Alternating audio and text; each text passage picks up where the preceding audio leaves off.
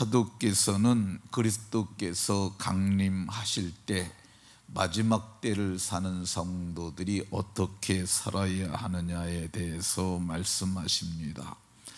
그리스도께서 강림하실 때 우리 아버지 앞에 거룩함의 흠이 없기를 원한다고 이렇게 말씀합니다. 사람이 어떻게 하나님 앞에서 흠이 없을 수가 있겠습니까? 사람이 바르게 산다고 그게 하나님 앞에 흠이 없을 수가 있겠습니까? 하나님은 전지하신 분이라고 그러잖아요. 불꽃 같은 눈을 가지신 분이라고 말씀하세요. 만사 만물을 꿰뚫어 아는 안광을 가지신 그분 앞에 우리가 어떻게 흠이 없을 수가 있겠습니까? 우리가 흠이 없게 할 수 있는 방법은 단 하나, 예수의 피밖에 없다고 생각을 합니다. 히브리서 13장 12절에 예수도 자기 피로써 백성을 거룩하게 하려고 성문 밖에서 고난을 받으셨느니라 이렇게 말씀합니다. 예수의 피로써 우리가 거룩하게 되는 거죠. 마음의 뿌림을 받아 우리가 속량을 받음으로 그 죄사함을 얻어 하나님 앞에 설 수 있는 그런 거룩한 사람이 되는 거죠. 성경은 행위로 의롭다함을 육체가 없음을 얘기를 합니다. 그러니까 우리가 의지할 것은 내가 착하게 살았습니다, 내가 주의를 거룩하게 지켰습니다, 그런 거 가지고 하나님 앞에 가면 안 됩니다. 한신교회를 목회하셨던 이중표라는 목사님이 계십니다. 근데 이중표 목사님께서 목회를 하시다가 장로님하고 갈등이 많이 있었어요. 이 목사님은 기도하고 하나님 앞에 응답을 받아서 당회에 안건을 내놓는데 장로님은 늘 반대를 하시는 거야. 그래서 그 목사님이 좀 험한 기도를 하십니다. 하나님, 그 장로 때문에 내가 목회 못하겠습니다. 하나님, 그 장로를 데려가십시오. 좀 데려가 주시라고. 이게 데려가 주시라는 말이 하나님께서 그의 영혼을 취하라는, 죽이라는 얘기를 했잖아요. 이게 무서운 기도입니다. 그렇게 기도를 하는데도 안 데려가시는 거예요. 그러니까 어느 날 하나님께 물었다는 거예요. 하나님, 그 장로는 주의 나라에 못 들어가겠죠? 그랬더니 하나님께서 그에게 응답을 하시길, 왜 못 들어가느냐고, 내 아들 예수의 피로 덮어서 데려갈 것이라고 이렇게 말했다고 하는데, 저는 그 말이 정답이라고 생각이 들어요. 사람이 다 허물이 있고 흠이 있지 않습니까? 우리가 주의 나라에 들어가는 것은 우리가 믿는 우리의 주, 우리 죄를 대속하신 그분의 피로 속량받아 들어가는 겁니다. 우리가 의롭다함을 얻는 것이 행위로 의롭다함을 얻는 게 아니고 믿음으로 말미암아 의롭다함을 받았으니, 이게 로마서의 교훈입니다. 그러니까 예수의 대속을 굳게 믿고 의지함으로 거룩함에 흠이 없는 분들이 다 되시기를 예수 그리스도의 이름으로 축원합니다. 이 오늘 본문의 말씀과 유사한 말씀, 그걸 유사대구라고 그래요. 유사대구가 한 장 넘기면 5장 23절에 또 말씀이 나옵니다. 이 평강의 하나님이 친히 너희를 온전하고 거룩하게 하시고 또 너희의 온 영과 혼과 몸이 우리 주 예수 그리스도께서 강림하실 때 흠없이 보존되기를 원하노라 이렇게 말씀합니다. 이 사도는 소망을 담아서 데살로니가 교회 성도들이 흠없이 보존되기를 원한다고 말씀합니다. 그런데 영과 혼이 흠없이 보존된다는 것에는 공감이 됩니다. 우리의 영혼은 예수의 피로 속량을 받았으니까, 믿음으로 의롭다함을 받았고 예수의 피로 거룩하여졌으니까 우리가 이 흠없이 보존될 수 있어요. 베드로 사도도 믿음의 결국 영혼의 구원을 받음이라 이렇게 말씀하잖아요. 그러니까 영혼의 구원을 받으니까 우리가 영혼이 흠없이 보존될 수는 있다고 생각이 듭니다. 그런데 사도께서는 영과 혼과 몸까지도 보존되기를 원한다고 말씀하세요. 아니, 우리 몸이야 이게 죄의 몸이고 죽을 몸이고 멸할 몸이고 썩을 몸 아닙니까? 이 몸이 어떻게 그리스도께서 강림하실 때 흠없이 보존될 수가 있겠습니까?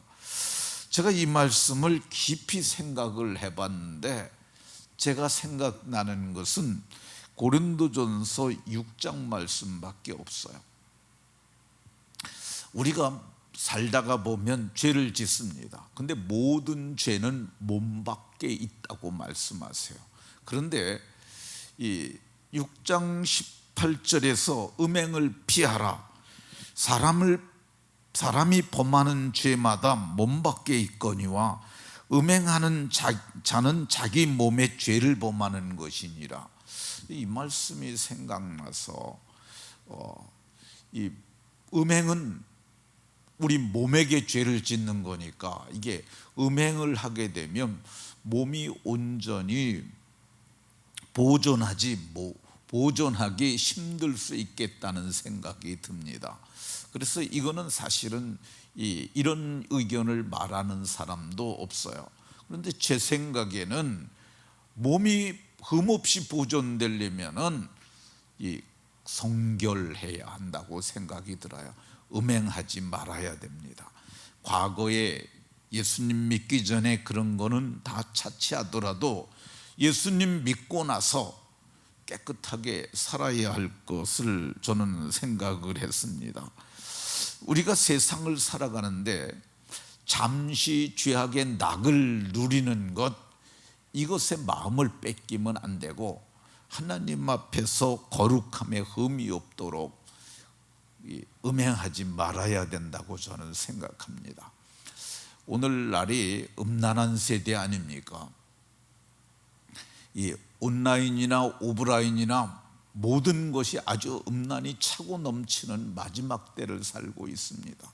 근데 사도께서는 고린도 교회가 음행이 있었는데 너희들 이거 음행을 피하라. 다른 죄는 다 몸 밖에 있거니와 음행하는 자는 자기 몸의 죄를 짓는다고 이렇게 말씀합니다.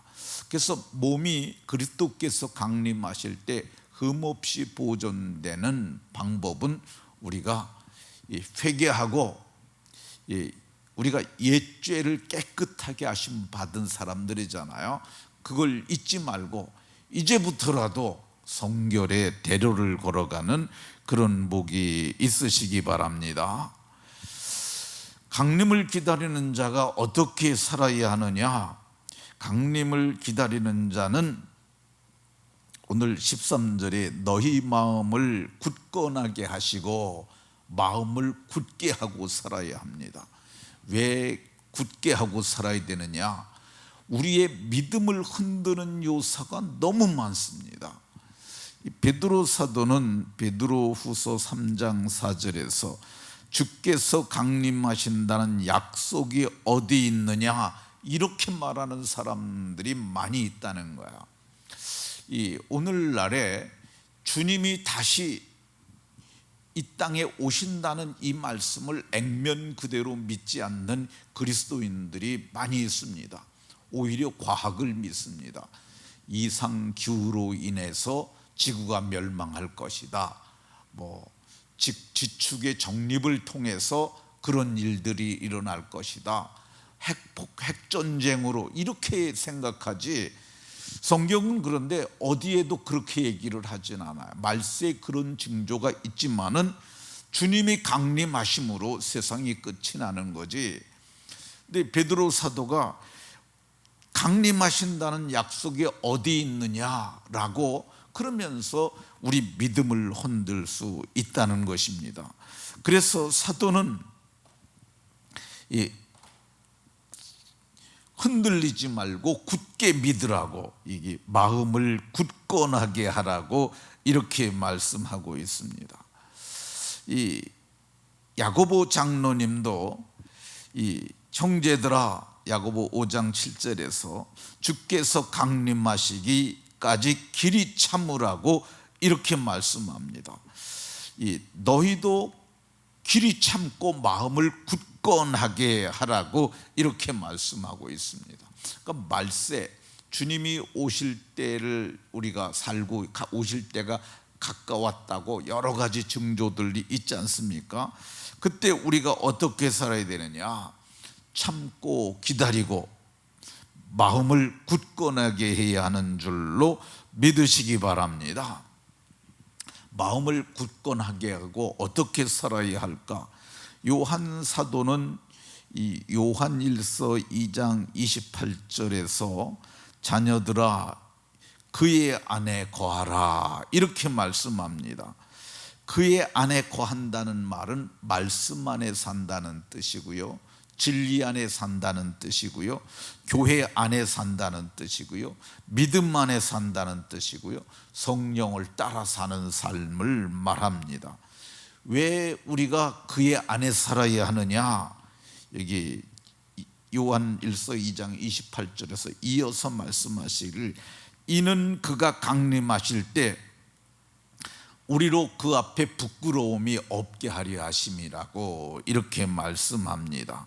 그러니까 우리는 이 마지막 때가 지금 살고 있지만은 그때까지 우리는 믿음 안에 굳게 서갖고 마음을 굳게 하고 흔들리지 말고, 그래서 주님이 오실 때까지 음행을 피하고 성결하고 거룩해서, 그래서 흠이 없이 보존되고 거룩하게 주님을 만나서 부끄러움이 없이 영광 가운데 들어가는 복이 모두에게 있으시기를 예수 그리스도의 이름으로 축원합니다. 하나님,